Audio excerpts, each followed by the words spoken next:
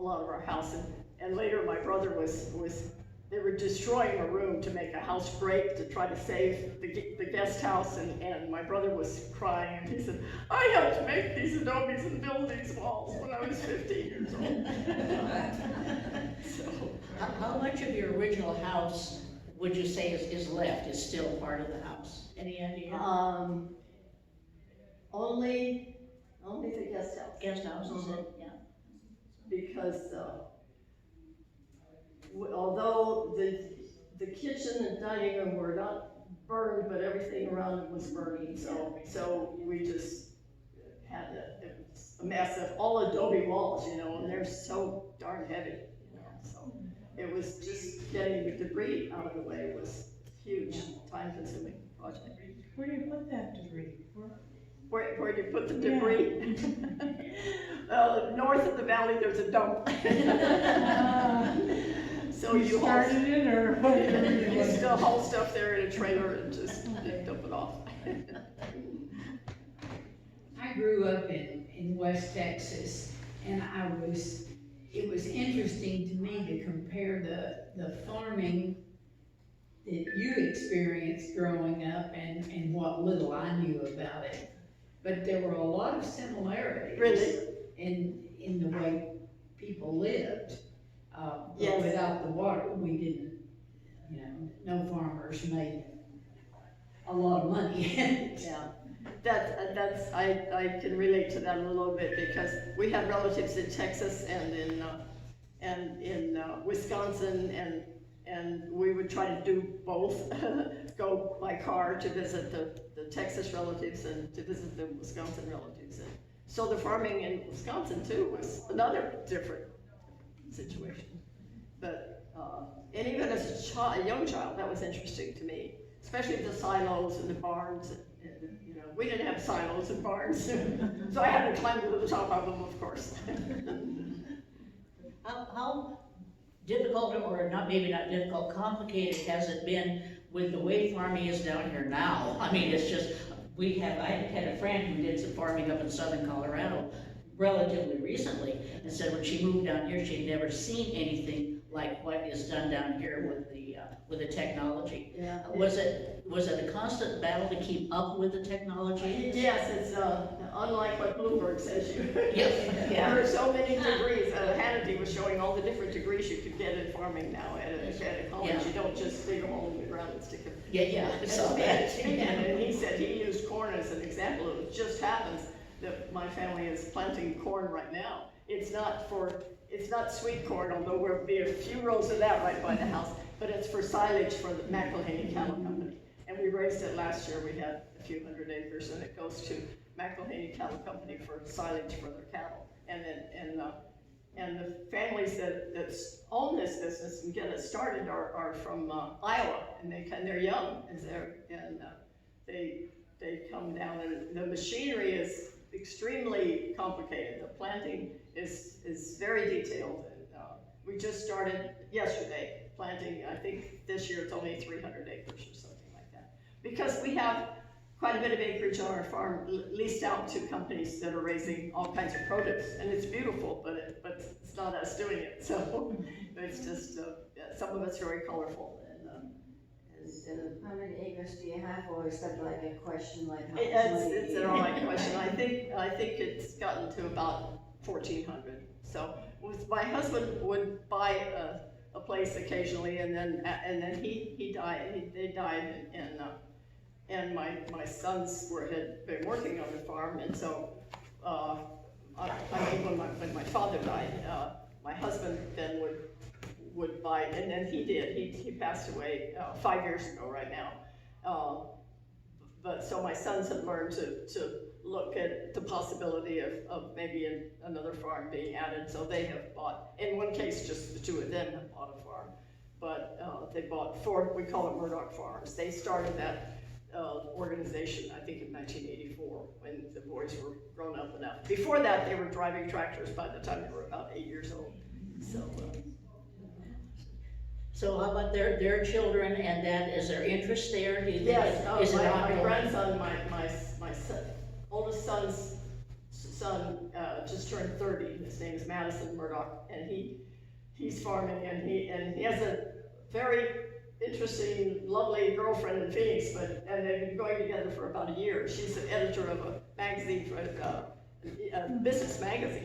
And so she's very settled in Phoenix, but he said, I'm never leaving this farm. He's like me, he's got a taproot, you know. But he checks on grandma just almost every day, and he's just a love. But, so he's the only one that's actually involved. Yeah. But they're all interested in it, and we lease some land to them. And we have a daughter in Phoenix who teaches school. Taught kindergarten, and now she's graduated in first grade, and has taught in Southern California and then in Phoenix. A total, I think, of 17 years she's been teaching. And the other daughter lives on the beach in Florida, was a fashion designer, buyer for sweaters in New York City, and her husband worked in New York. But they always wanted to live on a beach, so they're on the beach in Flagler Beach, Florida. So we have those two daughters. And the other son, Jimmy, is the youngest of our four, and he lives right across the road from me.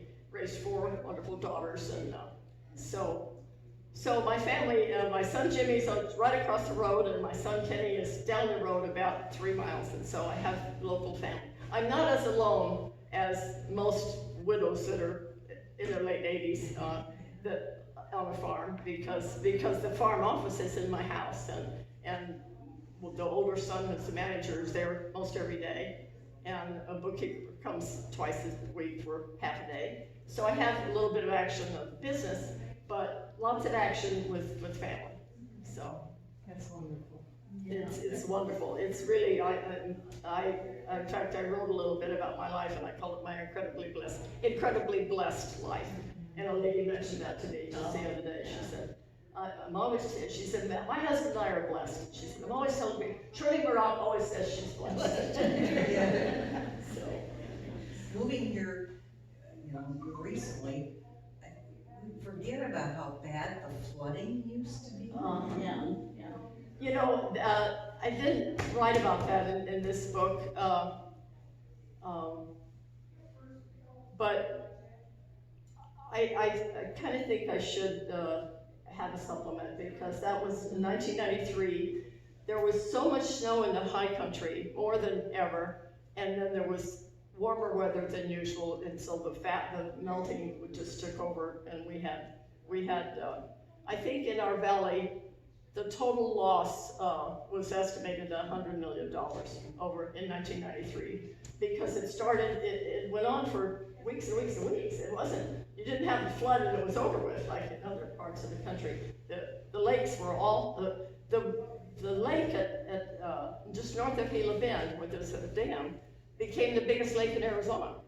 So, all of a sudden, and it was, we had several hundred acres flooded on our farm, and and the roads were closed. You had to go north to those mountains from road. We had a friend whose house was 3 miles from his office, but the house was on the south side of the river, and the office was on the north side. He had to go north to those mountains, west to Bard, and down into Yuma and back to his house, which was 97 miles or something like that. If he wanted to actually drive and he didn't have an airplane. Could you go in there? Was that the Army Proving Grounds then? Could you go into those mountains? Yes. They allowed Yeah, and you, they didn't like it very well, and they didn't want us to drive more than 35 miles an hour. It already was Army Proving Grounds. Yes, it was already proving ground, and they were very picky about that. You do talk about the flooding in 1906 that created the Salton Sea. I thought that was really interesting. That's quite a story. There's a book written, Alton Duke was a neighbor of ours, and he wrote a book about that. When the Colorado River quit the ocean or something like that, and broke in Yuma area, broke the banks, and the Salton Sea, it wasn't water at all. It was just a valley, but it was lower level than surrounding, of course, and all of a sudden it became a big lake. So that's quite a story. They lost a lot of freight cars into the water, trying to get across the bridge and get to places where they could dam the flow, but, so it went on for a long, long time before they finally got it stopped.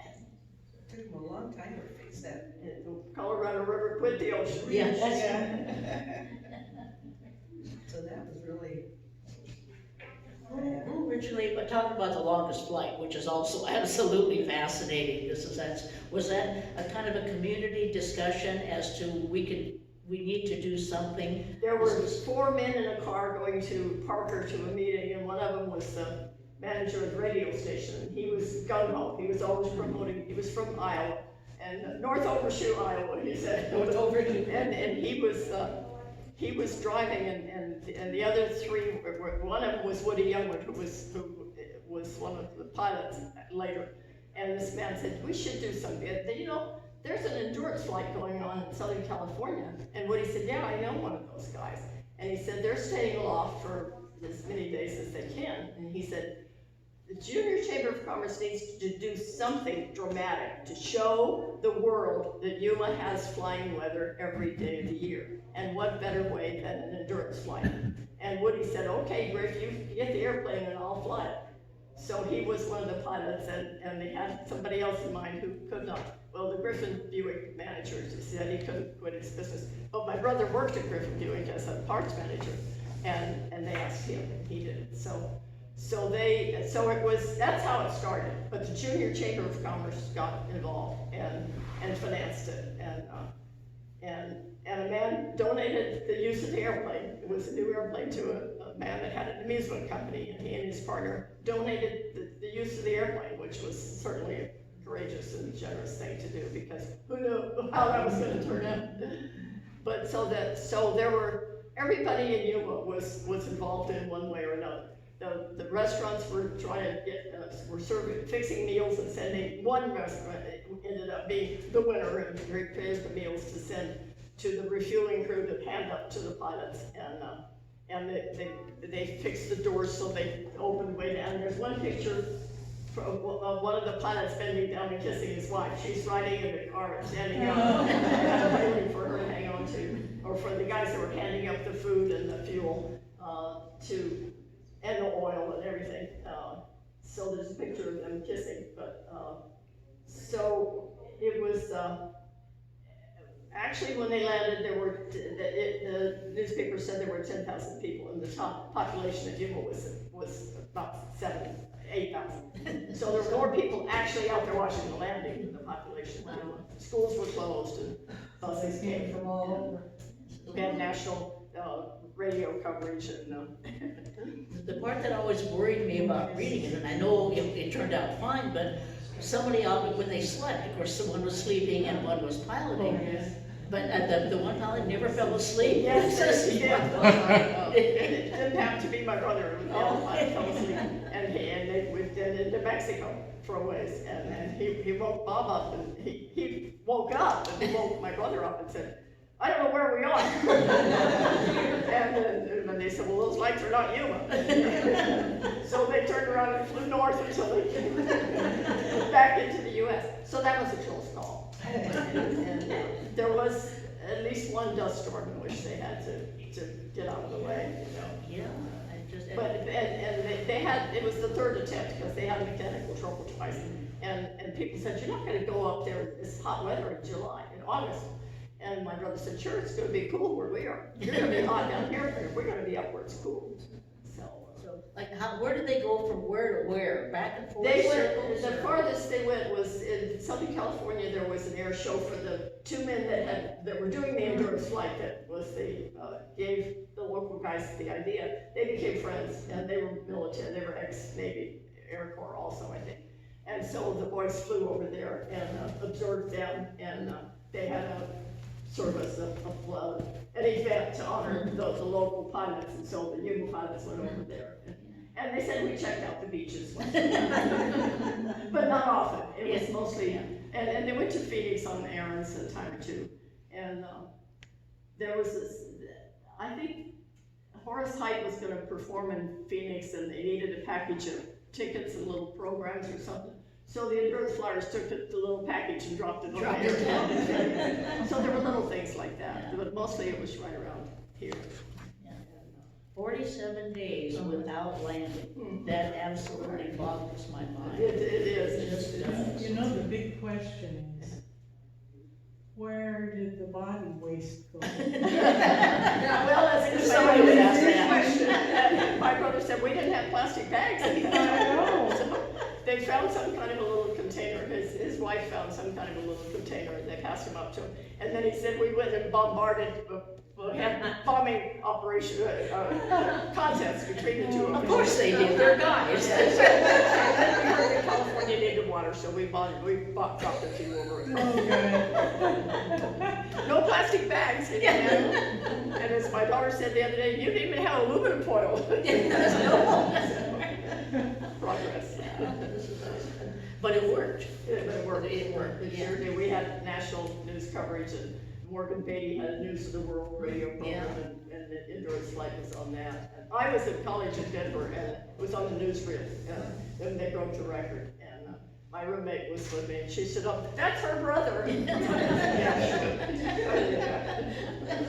But I didn't even get to come home because you didn't hop back and forth from Denver to Yuma in those days. It would cost something for one thing, and so it was busy. So I wasn't here for the big celebrating that they did. They had a huge celebration, you know, military bands and Oh, wow.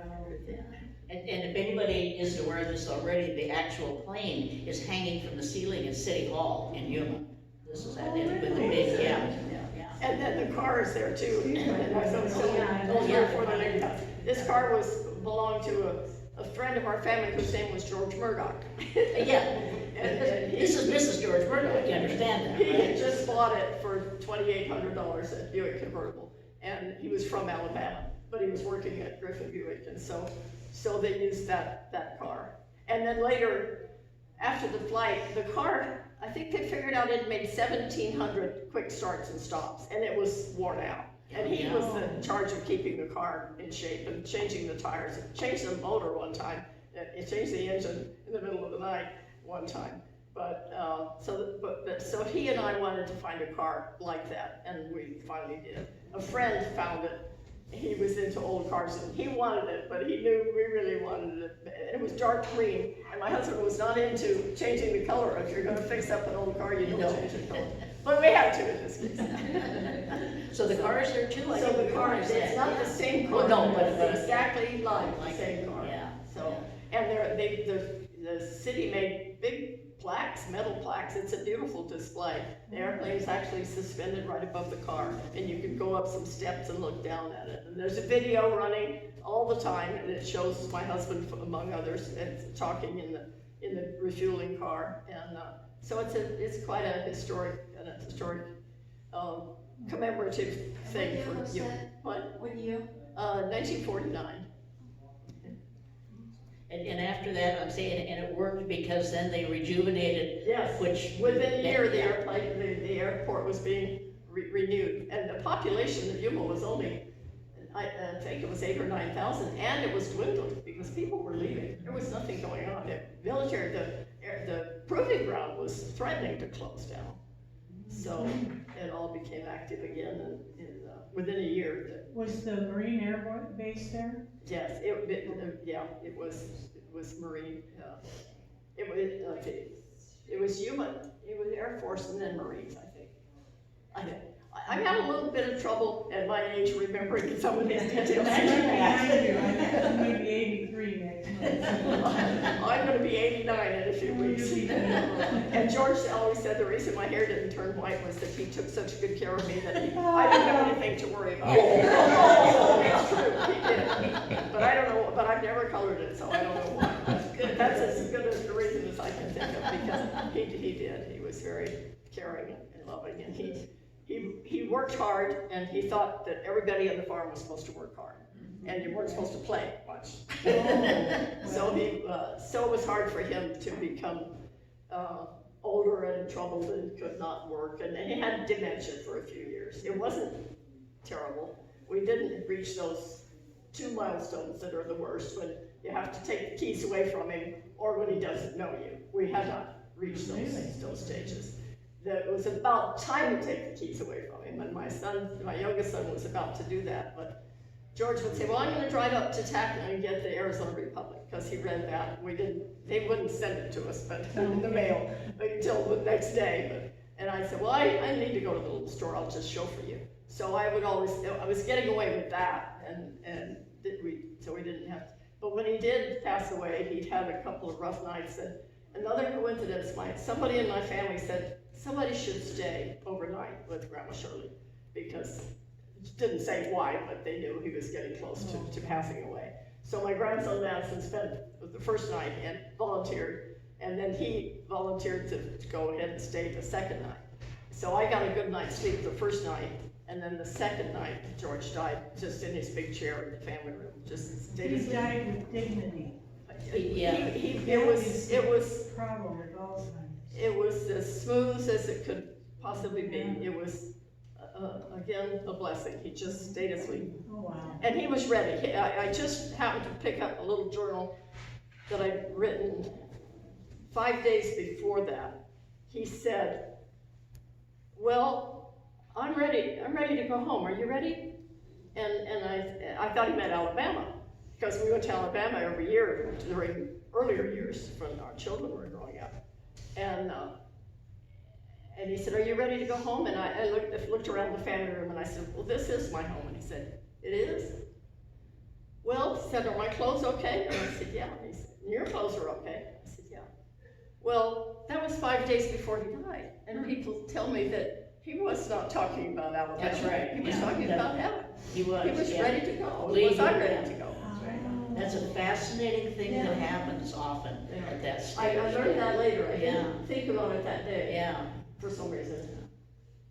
I don't know why I didn't, but maybe I just hadn't heard stories like that. yeah. I hadn't ever heard of it, that's when I told my son, something like that happened with my husband, and I told my son about it because it was spooky almost, and he said, well, I learned that in death and dying classes in high school. I had never heard of it. It's an amazing phenomenon, it really is, yeah, it is. So. And he just stayed asleep that night. Yeah. And I just went and checked on him in his big chair, and so for him, it was the best way to go. And actually, for me, if I was gonna lose him, it was the best. Yeah, absolutely, yeah, absolutely. And my family has always been so supportive that, they've made it as smooth as possible.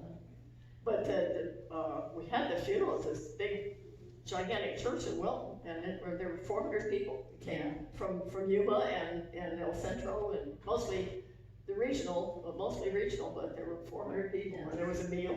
There were my grandson, my son Kenny's wife's son, Tristan Ryan is his name, and he likes to barbecue several hundred pounds of beef at a time, so he did that. So He had a great excuse. And the community provided the rest of the food, and we fed 400 people. So it was a nice memorial service. We only have about 5 minutes left. Anybody have anything? I've got a question I worry about because of this dang salty water down here. What did you guys drink when you first came? We had to haul the water from, well, actually, at the schoolhouse, which is only half a mile, water wasn't too bad. I didn't have trouble drinking it, which is strange, because our well was number 1 of the irrigation system, and there were 18 wells in the valley. And I mentioned, by the way, that the mile posts were the number of the well. Well, old Joe wrecked his pickup up by number 11 last night, or a bunch of us are gonna go swimming up at number 4, or whatever. Well, those were milestones, but they were all, some more better than others. And at the schoolhouse, only half a mile, the water was drinkable, and the livestock could drink it for a while. And my uncle in Alabama said, good old schoolhouse water, because he didn't think it was very good, and he teased me about that. But then later we hauled it from Tacna in 5-gallon water bottles. Oh, And had a dispenser, you jumped a 5-gallon water bottle too, and that's what we used for ice and for drinking water. For cooking, we used the salty water. Well, Tacna is on the mesa, I think that's what you mean. And wouldn't the wells have to go down? Deeper, yes. I don't know how deep, but they probably were deeper. I was also gonna mention, I did bring there was a little newspaper called the Roll Call, in 1928, a couple of guys decided to publish a little news item and so they had this little newspaper called the Roll Call. So that was kind of a fun thing. And when did you get air conditioning? There wasn't any of any kind for a number of years for my parents, and my dad, I don't know that he actually designed it, but he'd heard about it maybe and built a cooler that was just a box with Excelsior that was kept wet from a hose, and then a fan that blew that moistened water into the house. There was that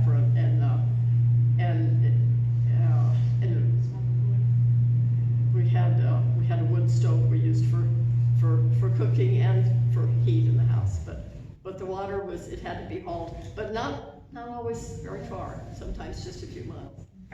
Yeah, I suppose you have air conditioning now. Yes, we have had since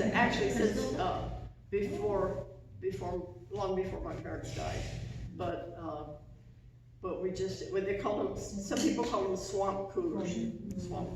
I don't know why they had They're that, because it's called not a swamp, evaporative. because it was evaporative, yeah, from the water.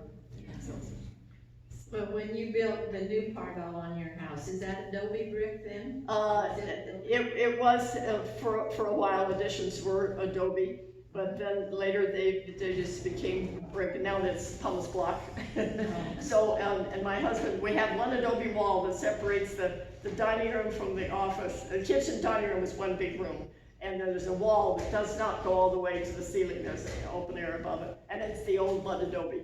And when they were hauling the adobes away, my husband said, my wife wants this one little wall of adobe. So that's the only one now, but originally the newly built ones were adobe. But I'll bet when the house was originally all adobe, that must have kept it a lot It was cooler. wood frame originally. Oh, And since her name was Woodhouse, I said they built a little house Woodhouse. appropriate for their name. but then your brother, he talked about building those adobe bricks. Yes, he built much. In fact, his house was just completed when my parents died. His wife was raised in Roll in a wood frame house about a mile south of ours, and they built a smaller house and later enlarged it a little bit out of the baked adobe, Mexican baked adobe we called it. But what I still call the guest house, which is now just two guest rooms, it's part of the main house, is the old mud adobe. So it's 12 inches thick, you know. Yeah, I would think that'd keep it real cool and then real warm. It's very cool. It's very, very well insulated. And those adobes were made right there in the backyard. They dug a hole and the men rolled their pant legs up and took their shirts off, and with all fours they did this until it was the right mixture. And then they put it in a frame that made two adobes, and they'd lift that wood frame off on the ground and let them bake, then make another and another, and let those bake all over the driveways for a few days. Turn them over, then let them bake some more, and then eventually build the walls. And they're heavy. I think each one weighs 50 pounds or something. And the wood doesn't dissolve? No. It's just enough mud it's a very firm mud. Obviously, it becomes more firm. Right. And then they're plastered inside now. So they're a foot thick, the width, they're a foot by, whatever, 18 inches or something. Maybe 16 inches, I don't remember. Anyway, so then you're plastered inside and out. They're very thick walls. Anybody have anything else? It's not personal, but as you drive around the valley, you see a number of older homes that were nice homes that have been abandoned. Is there a story behind those? Kind of an unpleasant story of people just giving up and moving away. And there were two houses on our farms that we bought, other farms, and one of them was just a ruins of an old adobe house, and I thought we should keep it as a memorial, as a monument to the olden days. But no, it got torn down and made into a farm. And another one we called the Rock House, which was a couple miles away, and the same thing. It was torn down and made into a farm. So many of the original, there are not a lot of original families around.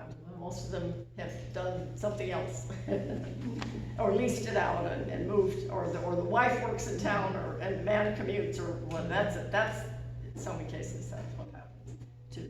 So It's very sad to see them. You know, in Yeah. West Texas, it's been about 4 years since we were there. They were having a drought and the same thing, they just abandoned the ranches all along the drive up to Colorado. Just if you want to drive over to Roll, my house is a half mile from, there's a little store at the corner of 36th Avenue, 38. Gonzo's. And then at the Mohawk Valley School, there's a 1 mile stretch, and that's where my dad bought that 160 acres, is halfway on that 1 mile stretch. So my house is half a mile on the right-hand side. And it's not adobe, but it's adobe color, and it's big front yard, and you're welcome to come and look around if you'd like to. I can show you the house and tell you some more stories if you, if you want to do that. So. This was delightful. I Thank you. can't tell you how lucky we are to have her. And I have to tell you this, our friend Jenny, Shirley wanted to be sure that because she's never been at a book club before, I couldn't believe it. Maybe nobody had the nerve to ask her. No, I don't know. read a book and then I go to the next one. But we did, and she said she promised to come if we would be kind to her here instead of tearing down her writings out. Oh, good grief. Well, I was hoping you were kidding. I don't remember exactly extracting the promise. I remember offering to not come, so that talk about it. She did, she told me. So, no, she said, we wanna meet you, and people wanna meet you, and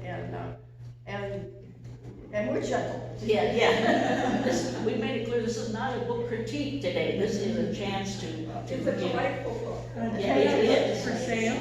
Shirley, Yes, they're half for Yeah, sale. $20. Okay, and there's that. Mine was from the library and it's not my book, I have to return it. No. But sometime you had, and someone donated their. I gave the library some. Actually, that I must sold be- them some for a while, and then when they did some things for me, I gave them a few. Now, Lee wants these back because they don't have any copies here at the library, and she wants to take some to the rural library, but, so if you wanna buy a book, you Yeah, need to buy something else. Nobody turned this one in, because this has been mine for a long time. Thank you so much. Oh my gosh, I can't show you how much I appreciate it. And all those other book clubs look pretty dumb now for not inviting you. Sure, you would have come all along. I don't know why, I'm just not into what I consider analyzing and arguing about a book. I just go on to the next one. Yeah, I can understand. And mostly I've enjoyed reading historical stories of people who made some major decision and did a major, went from nothing to fame, from forming a railroad or whatever. People who have done something major with their life from an idea. Those kind of biographies I enjoyed, but the last couple of years I got into the light novels, so Daniel Seal and